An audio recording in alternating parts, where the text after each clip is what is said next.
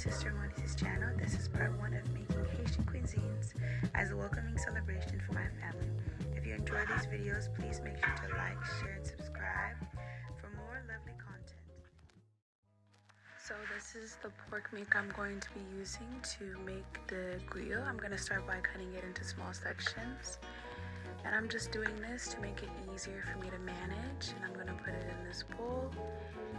And then I'm going to start by cleaning my meats when I'm done chopping them up. And I put vinegar. And I put some lime. And I also put some pink salt, but you can use whatever salt you would like. And I start cleaning the viande. I start cleaning the meat.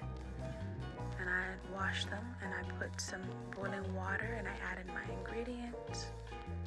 And then I also make more ingredients and I chop them up and I put them inside the food. And I put my Haitian Epis and season the meat with all of these ingredients listed.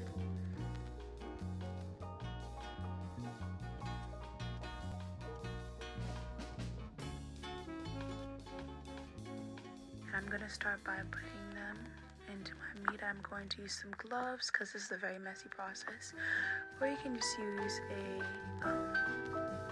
spoon if you like. And I mix up my chicken and I make sure it's well seasoned throughout the whole batch. And I use this glove and I just mixing the chicken around to get all the flavors in. This is what it looked like, and I put in celery, carrots, and some onions, and I cook it on the stove for a couple of minutes. And I also put some parsley and use my chicken and it's ready to be fried. Here is the chicken in fried now.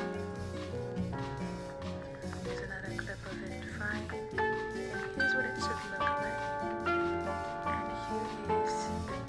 The reason why I'm cooking this food is because I want to welcome my family who just arrived from Haiti on the first Sunday, and I'm so grateful for them to be arriving here. And thank you for watching my video. Bye everyone.